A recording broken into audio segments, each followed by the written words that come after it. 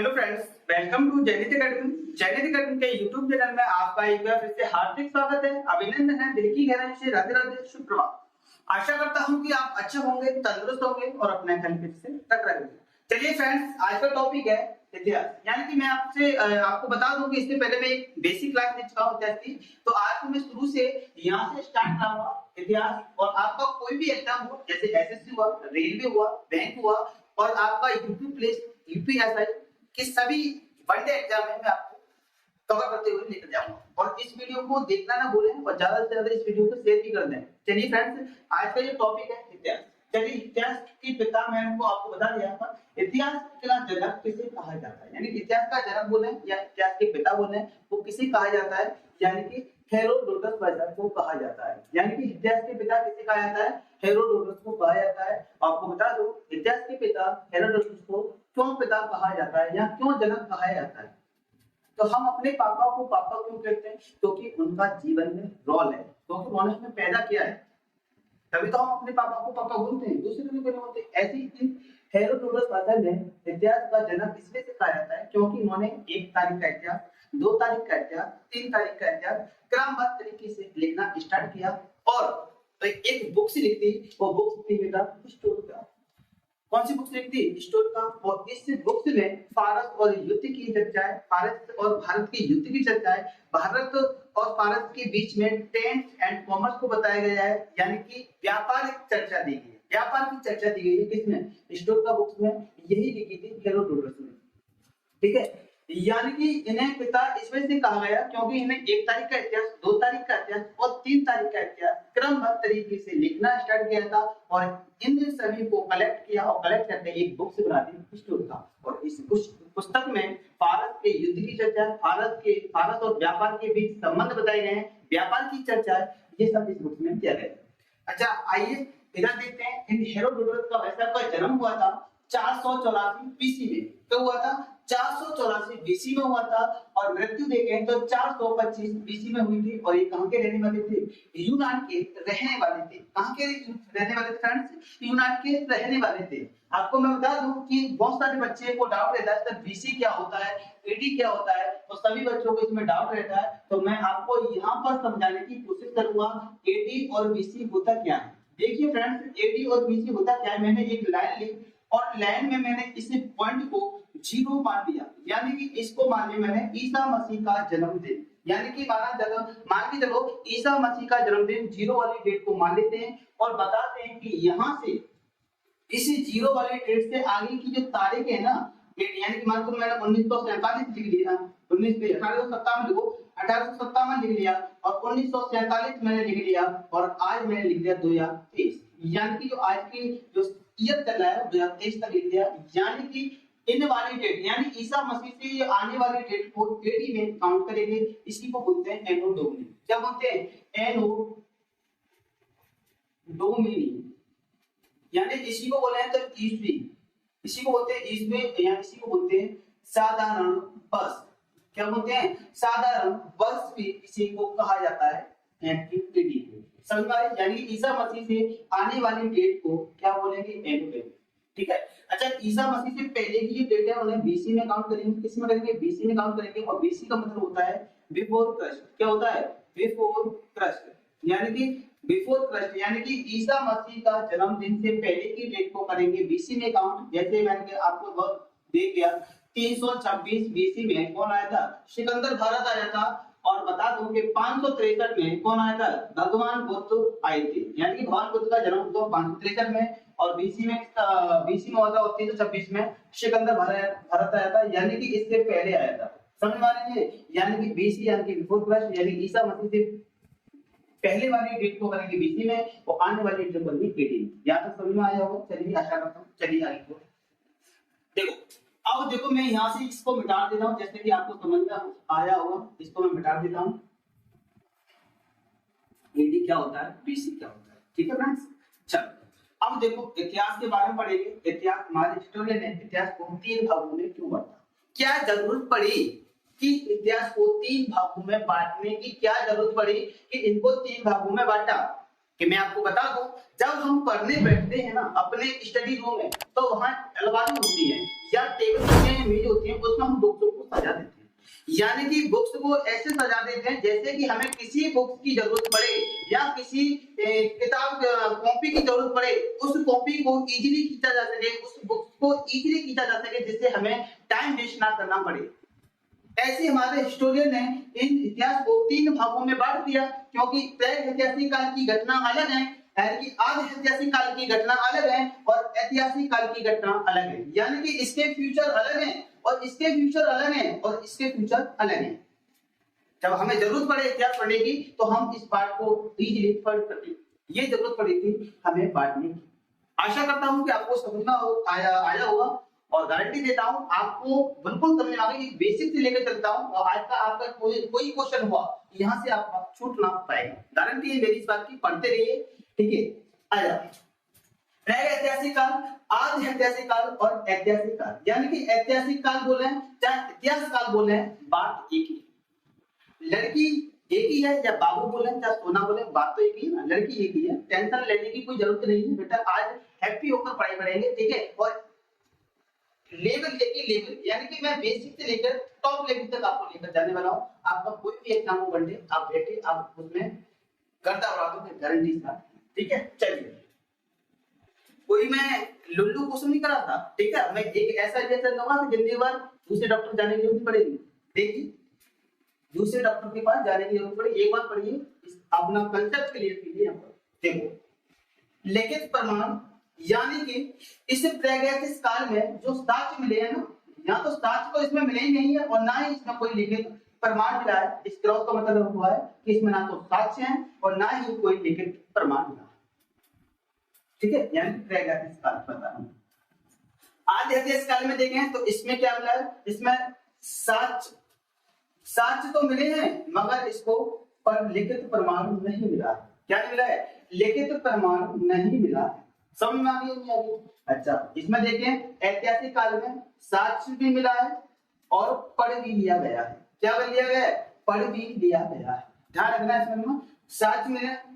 अच्छा, इसमें लिखित प्रमाण तो मिले हैं मगर इसको पढ़ा नहीं गया है, ठीक है फ्रेंड्स। यानी कि लिखित प्रमाण मिले हैं मगर पढ़ा नहीं गया है। साक्ष्य के साथ साथ लिखित भी प्रमाण मिले हैं मगर इसको पढ़ नहीं पाए। अच्छा, ऐतिहासिक काल में देखें तो इसमें क्या हुआ फ्रेंड्स, साक्ष्य भी मिले हैं और इसको पढ़ भी लिया गया। तो मैं आपको बता दूं, सबसे पहले अशोक के अभिलेख को, यानी कि अशोक के अभिलेख को 1837 में जेम्स प्रोपेंस ने सबसे पहले पढ़ा। ये क्वेश्चन कई बार आ चुका है कि अशोक के अभिलेखों को सबसे पहले किसने पढ़ा था? ध्यान देता जेम्स प्रोपेंस, इसने पढ़ा था 1837 में, ठीक है फ्रेंड्स। इसको आप याद जरूर कर लें। अच्छा, कभी कभी बच्चों को डाउट रहता है, सर अभिलेख क्या होते हैं, शिलालेख क्या होते हैं और स्तंभ लेख क्या होते हैं। मैं आपको डाउट को क्लियर कर दूं कि अभिलेख को कहीं पर भी लिख सकते हैं, ठीक है। यानी कि दीवार पे लिख सकते हो, कॉपी पे लिख सकते हो, ठीक है। यहाँ किसी को लेटर के माध्यम से लिख सकते हो। कोई भी वस्तु लिखी अवस्था में मिले, लिखी हुई अवस्था में मिले, वो कहते हैं अभिलेख, उसे कहते हैं अभिलेख। पत्र भी लिखो, कहीं पर भी लिखो, उसे बोलेंगे अभिलेख। अच्छा, शिलालेख का मतलब क्या है? शिलालेख केवल पत्रों पे लिखे जाते हैं। मैं आपको बता दूं, केवल देखो, याद रटना नहीं है, मेरी क्लास के अंदर रटना मना है, कॉन्सेप्ट से क्या है, ठीक है।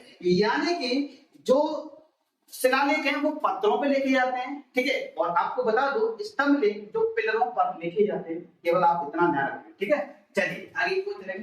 बच्चा, एक और आपको बता दूं, अशोक के अभिलेख को किस बादशाह ने, जब दिल्ली पे बैठा था, किस बादशाह ने दिल्ली मंगवा लिया था? तो मैं आपको बता दूं, अशोक के अभिलेखों को फिरोज शाह तुगलक ने दिल्ली मंगवा लिया था। वो कौन कौन से अभिलेख थे?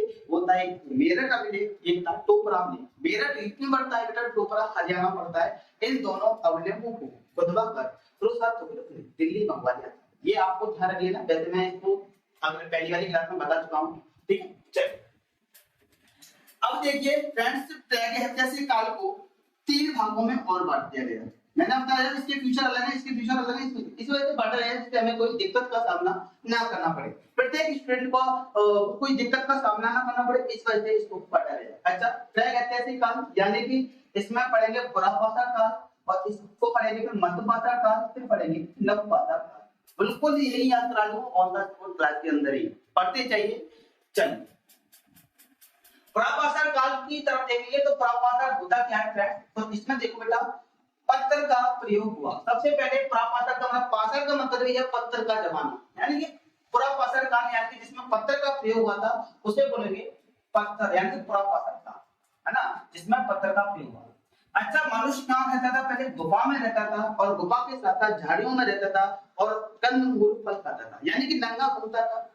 यानी कि मनुष्य के अंदर जब मनुष्य नंगा घूम रहा है तो उसके अंदर सिविलाइजेशन नहीं है, सभ्यता नहीं है। यानी कि मैं नंगा तो तू नंगा, तो कोई भेदभाव नहीं करता। यानी कि तू नंगा घूम रहा है तो मैं भेदभाव। आज मैं अगर नंगा घूमा तो तुम भी बोलोगे गुरुजी तो सट जाएंगे, है ना, गुरुजी तो सट जाएंगे या नंगा घूमकर हमें पढ़ा रहे हैं, है ना।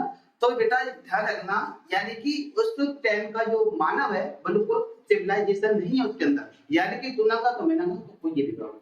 ठीक है। अब छोटा बच्चा होता है, मैं आपको बता दूं, जब छोटा बच्चा होता है ना, अब हम उसे खिलाते हैं तो वो हमें हमारे पास लैट्रिन भी कर देता है, सुसु भी करता है, तो कोई बुरा नहीं मानता, क्योंकि वो बच्चा है। किससे? दिमाग से बच्चा है, दिल से नहीं। अब बोलोगे सर कि दिल से पागल नहीं, दिल से नहीं, दिमाग से पागल, दिमाग में सिविलाइजेशन नहीं उसके अंदर, वो बच्चा है, तो हम उसे माफ कर देते हैं। ठीक है बेटा। अब बच्चा गुफा में रहता था, कंदमूल फल खाता था, गुफा में रहता था ना। अब आगे देखिए, आग के बारे में जाना, यानी कि मनुष्य जो आग के बारे में जाना, जानने का मतलब ये है, तो आग थी मगर मनुष्य उसको प्रयोग में नहीं लाया। आग तो थी मगर उसे जला नहीं पाया। ठीक है, आग का प्रयोग था मगर उसे प्रयोग में कब लाया मैं आपको आगे बताऊंगा। ठीक है, यानी कि देखो आग के बारे में कैसे जाना मनुष्य, तो आग थी। यानी कि जब जंगल के अंदर, जंगल में आदि मानव थे और आदि मानव की जड़ी भी थी, दोनों साथ थे, तो वो क्या थे, एक जानवर आया और जानवर वो जैसे उन्होंने एक पत्थर का टुकड़ा उसको मारा, तो जानवर में ना लगकर वो पत्थर से टकराया और अंधेरा था उस टाइम, शाम की टाइम थी, तो वहां से एक चिंगारी निकली पत्थर से। तो क्या हुआ, आदि मानव ने उठकर भाग गया से, क्या हुआ है ना, ऐसे करके वो भाग गए थे। तो उसे डर गई कोई क्या है ना, तो वो आग तो थी मगर वो प्रयोग में नहीं था। ठीक है ना। अच्छा, आपके बारे में आना। अब आते हैं मध्य पाषाण काल, यानी कि मध्य पाषाण काल की क्या घटना थी, मध्य पाषाण काल की क्या घटना थी फ्रेंड्स, यानी कि मनुष्य क्या था, शिकार को प्रारंभ किया।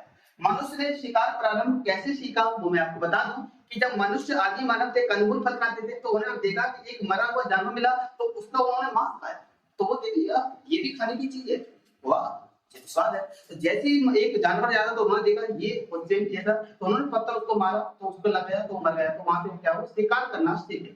क्या करना सीखे फ्रेंड्स, शिकार करना सीखे। आशा करता हूँ आपको समझ में जरूर आ रहा होगा, है ना। तीर कमान का प्रयोग किया, तीर कमान का अविष्कार करना सीखा या मनुष्य यहाँ से, है ना। अच्छा, किसमें, मध्य पाषाण काल। इधर देखिए सबसे बड़ा पशुपालन शुरू किया, यानी कि मनुष्य ने पशुपालन शुरू किया था। और पशुपालन का जो कैसे हम पता करेंगे, उसने पशुपालन शुरू किया था। तो मैं बता दूं कि इसकी जो स्टार्ट है ना, आदमगढ़ से मिले हैं। कहां से मिले हैं, आदमगढ़ पड़ता है मध्य प्रदेश में। कहां पड़ता है फ्रेंड्स, मध्य प्रदेश में, यानी कि एमपी। कहां पड़ता है, एमपी में आदमगढ़ पड़ता है। और इसके साथ मिले हैं किसके, पशुपालन के। तो वहां से बताएंगे कुत्ते की हड्डी के साथ मिले। जो पहला पालतू पशु था वो था कुत्ता और दूसरा था घोड़ा। तो आपको ध्यान देना, कुत्ता पहला पालतू पशु था और दूसरा पूछे थे घोड़ा।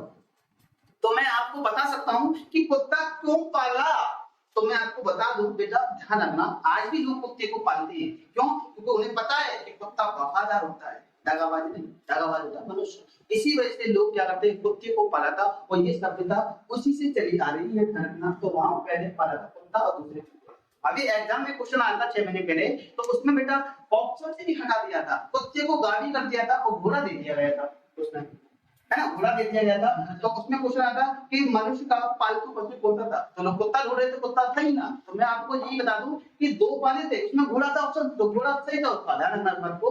तो आपको दोनों ऑप्शन याद कर लेंगे, पहला कुत्ता था, घोड़ा था। कुत्ता नहीं है तो घोड़ा है, तो घोड़ा को सही कर देना, अगर कुत्ता है तो कुत्ते को सही कर देना, आपको ये ध्यान रखना। ठीक है, चलिए आगे की ओर बढ़ेंगे। अब चलेंगे नव पाषाण काल की ओर बढ़ेंगे। नव पाषाण काल यानी कि पुरापाषाण काल पढ़ लिया हमने, मध्य पाषाण काल पढ़ लिया, अब पढ़ेंगे नव पाषाण काल। यानी कि इसमें मनुष्य क्या था, कृषि पूजा करने लगा, यानी कि कृषि पूजा करने लगा, कृषि करने लगा और पूजा करना लगा, और कृषि के साथ साथ पूजा करना प्रारंभ किया था मनुष्य। ठीक है फ्रेंड्स। अच्छा, हड्डियों से बने हथियार का प्रयोग किया। हड्डियों से बने हथियार का प्रयोग किया, वो कैसे सीखा? क्योंकि हड्डी कैसी होती है, निकल होती है, इसकी चोंच होती है। जैसे ही जानवर आया तो उसने पत्थर मारा, मगर पत्थर से वो मरा नहीं, भाग गया। और जैसे वहां पर हड्डी मिली थी जानवर की, हड्डी को मारा तो वहां से जानवर मर गया। तो उन्होंने देखा वाह ये इसमें नुकीली है, इससे पता पड़ता है कि नुकीली से जानवर मर जाते हैं। तो वहां से पता है वो पत्थर से आविष्कार है, पत्थर से हथियार बनाना भी सीख गए, और हड्डियों के बने जो हथियार थे वो भी बनाना सीख गए। तो हड्डियों से बने हथियार मिले हैं, वो कहां से मिले बेटा? बिहार से मिले। कहां से मिले? बिहार से मिले। अच्छा, ये पत्थर का प्रयोग, पत्थर के हथियार कैसे बनाए उन्होंने, मैं आपको बता दूं। जब वो लोग नदी किनारे तो रहते थे, तो नदी के किनारे क्या हुआ था, जानवर का आना जाना, पानी का पीना, जानवर का ये स्वाभाविक स्थिति है कि जानवर आएगा तो नदी किनारे आएगा। तो ये नदी किनारे क्या थे, वहां पर देखा तो वो लोग क्या थे, जानवर को मारने के लिए पत्थर का प्रयोग करते थे, है ना। तो वहां पर जो नदी में पत्थर आते हैं, वो चिकने वाले पत्थर आते हैं, वो लुढ़कते लुढ़कते लुढ़कते लुढ़कते बहुत लंबे होते नदी का, लुढ़कते वो चिकने हो जाते हैं। बताते हैं चिकने पत्थर को अगर कहीं पर मारो तो उसमें खपरे निकलते, पैना हो जाता है, बगली से गीला हो जाता है। तो उनसे जैसे उन्होंने उस पत्थर को मारा तो उससे क्या जानवर मर गया। तो इससे पता पड़ता है कि जो जानवर मरते हैं ना, वो नुकीली से मरते हैं, पैने से। तो वहां से पत्थर का भी प्रयोग करना सीख गए। ठीक है बेटा, चलो। हड्डी से बने हथियार बिहार में साक्ष्य मिले हैं। देखो मैंने बताया था जहां जहां हमें एविडेंस मिलेगा, साक्ष्य मिलते जाएंगे, उसके आधार पर हम हिस्ट्री को लिखना स्टार्ट कर देंगे। हिस्ट्री तो हम यही तो साक्ष्य मांगता है हमें। अगर हिस्ट्री साक्ष्य है तो हिस्ट्री है, साक्ष्य नहीं है तो हिस्ट्री नहीं है, एविडेंस नहीं है। और इस साक्ष्य का इस साक्ष्य का कहीं ना कहीं बड़े पैमाने पर फर्क भी देखने को मिले तो हम कह पाएंगे उससे हिस्ट्री है। जैसे मैं आपको बता दूं, कोरोना का हिंदुस्तान में आना, है ना, ये भी तो एक घटना थी, घटना, तो इसके साथ मिले कहीं ना कहीं हिस्ट्री मिलेगी। तो जो कोरोना हमारे समाज को और हमारे समाज को, हमारे भारत को, इकोनॉमिक को, सभी को क्या करते डगमा दिया है, उस पर बड़े पैमाने पर, ब्रॉड पैमाने पर उसको फर्क पड़ेगी। ऐसी जितना भी हमें साथ मिलता है, यानी सोसाइटी के ऊपर, पॉलिटिक्स के ऊपर, इकोनॉमिक्स के ऊपर, इन पर अगर हमें प्रभाव पड़ता है तो हम कह पाएंगे हिस्ट्री, है ना। हर घटना याद नहीं होती नहीं। चलिए आगे। अच्छा, पहिए का आविष्कार करना सीखे हम, यानी कि मनुष्य का जो पहला उपयोग था, सबसे बड़ा प्रयोग था जो उसके आया था, प्रयोग में आया था, सबसे बड़ा था पहिए का आविष्कार। यहाँ से मनुष्य का जीवन आगे की ओर बढ़ता है, यानी कि सबसे बड़ा प्रयोग था पहिए का आविष्कार। अच्छा, कृषि के साक्ष्य मिले हैं कहाँ है, नवपाषाण काल में। वो कहाँ से मिले हैं? मेहरगढ़, पाकिस्तान। जगह पड़ती है पाकिस्तान में मेहरगढ़। और ये कृषि के साक्ष्य मिले, वो किसके मिले बेटा? गेहूं के और जौ के। किसके मिले हैं? गेहूं के और जौ के। तो आपको बता दूं कि नवपाषाण काल में जो कृषि के साक्ष्य मिले, मेहरगढ़ पाकिस्तान से मिले, वो किसके मिले?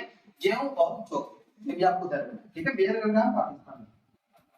अच्छा, यहाँ से देखो तो तांबे की खोज हुई थी। आपसे पूछे कि तांबे की खोज किस काल में हुई थी, तो बता रहे नवपाषाण काल में तांबे की खोज हुई थी, है ना। और धान की खेती के साथ मिले हैं, और धान की खेती के साथ मिले हैं। आपको बता दूं, कोयली हवा इलाहाबाद, मैं इसको मैं प्रयागराज भी लिख दूं बेटा, कोई दिक्कत तो नहीं है बेटा?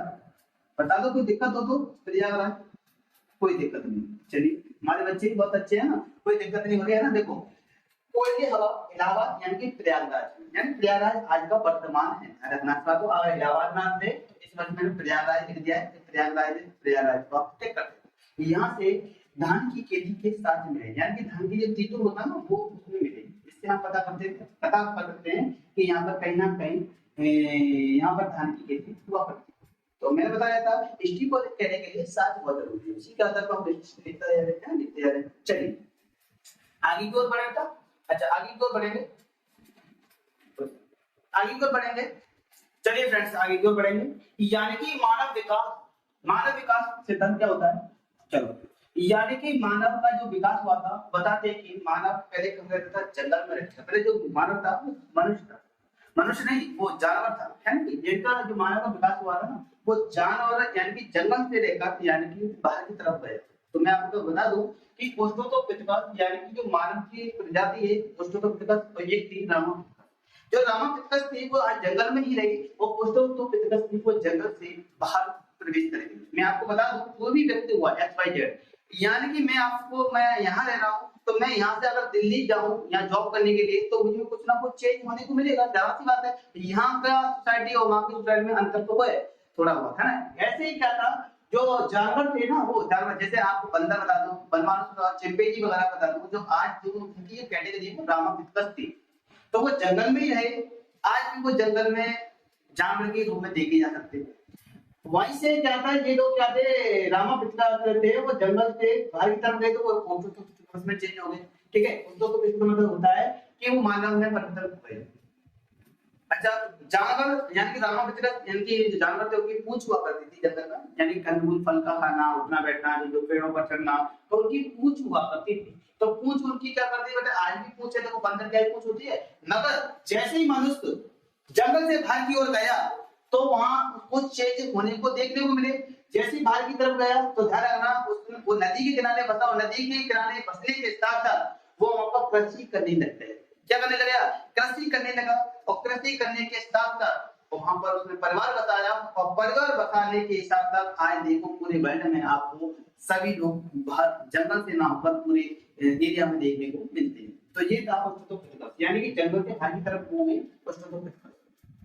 ठीक है फ्रेंड्स, यानी कि जंगल से जो बाहर गए उन्हें बोला जाता है ऑस्ट्रेलोपिथेकस। ध्यान रखना। अच्छा, इनकी जो पूंछ होती थी वो बैलेंस बनाने के लिए होती थी। आज देखो मनुष्य, मैंने बताया था प्रकृति में अगर कोई चीज मनुष्य उस चीज का यूज करना बंद कर दे तो प्रकृति उसको ऑटोमेटिक खत्म कर देती है।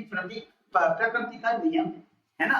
आज मैं बताऊं, आज मैं आपको पढ़ा रहा हूं, मान के चलो मैं इस हाथ को अगर मैं इस पे काम करना बंद कर दूं 1 साल के लिए, 2 साल के लिए, 3 साल के लिए, तो बेटा प्रकृति का नियम है, इस हाथ को याद कर दे, ध्यान रखना चाहता। आज भी लोग देखो अपेंडिक्स का जो ऑपरेशन होता है ना, आज भी लोगों का अपेंडिक्स का ऑपरेशन होता है, बताते उसका अपेंडिक्स बढ़ गया है, अपेंडिक्स हो गई। उससे तो क्या है, वो पूंछ का ही होता, पूंछ का हिस्सा पूंछ बढ़ जाती है, वहां से उस पूंछ को ऑपरेशन होता है। ठीक है, तो ये ध्यान रखना इस बात को, यानी प्रकृति में कोई मनुष्य कोई भी चीज को यूज करना बंद कर देता तो प्रकृति से ऑटोमेटिक ये नियम है प्रकृति का। ध्यान रखना इस बात को, बेटा ध्यान रखना। समझ में आ रही है ना? गुड, लाइक करता है ना। चलो इधर देखो, ऑस्ट्रेलोपिथेकस है ना, ये क्या था, चारों जंगल से बाहर की तरफ गए थे ऑस्ट्रेलोपिथेकस। ठीक है, अच्छा ये कहां, दक्षिण अफ्रीका के जंगल में गए, है ना। अब इसके बाद आता है जावा मानव। अब जावा मानव का जो विकास हुआ वो कहां से हुआ, जावा द्वीप से हुआ है ना। अब ये मत कहना सर मनुष्य कहां से आया था, कैसे आया था, वो मुझे नहीं पता, है ना। यानी कि माता पिता के बीच में कुछ कुछ हुआ होगा तभी मनुष्य का जन्म हुआ होगा, बस इतना ध्यान, है ना। यानी कि मनुष्य का जन्म कैसे हुआ, कुछ कुछ लोग बताते हैं कि समुद्र से हुआ है, कोई कह रहा है मछली से हुआ है, कोई कह रहा है कीट से हुआ है, ये मुझे नहीं पता, बस इतना याद रखो कि मनुष्य आया है ना, कुछ कुछ किया हुआ तभी आया होगा। ठीक है, चलो जावा मानव। जावा मानव के बाद आता है पिकिंग मानव। क्या आता है, पिकिंग मानव, यानी कि इसका जो विकास हुआ था वो चीन से हुआ था, पिकिंग मानव, है ना, चीन से। फिर आता है नेडरमल मानव, यानी इसका जो हुआ था जर्मनी से हुआ था। उसके बाद था क्रोमोनोन यानी कि फ्रांस से, और उसके बाद आता है आधुनिक मानव। क्या आता है, आधुनिक मानव, यानी कि 36,000 बीसी से इसका प्रचलन है, और उसके जो वैज्ञानिक नाम है होमो सेपियंस। क्या है, ये कई बार पूछना आया है, मनुष्य का जो वैज्ञानिक नाम है होमो सेपियंस।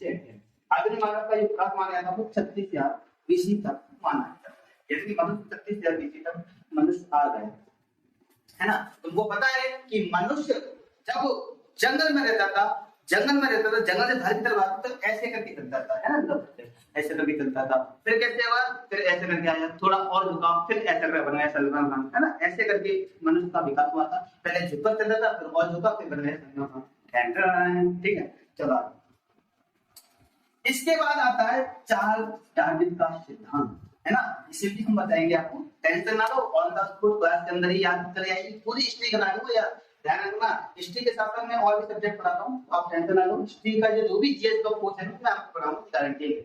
कोई भी एग्जाम आपका नहीं छूट पाएगा, ये भी मेरी आपकी गारंटी। कोई से भी एग्जाम में बैठो, वनडे एग्जाम कोई सा भी हो, आपको जरूरत नहीं पड़ेगी दोबारा पढ़ने की हिस्ट्री, ये मेरे पास आएगा।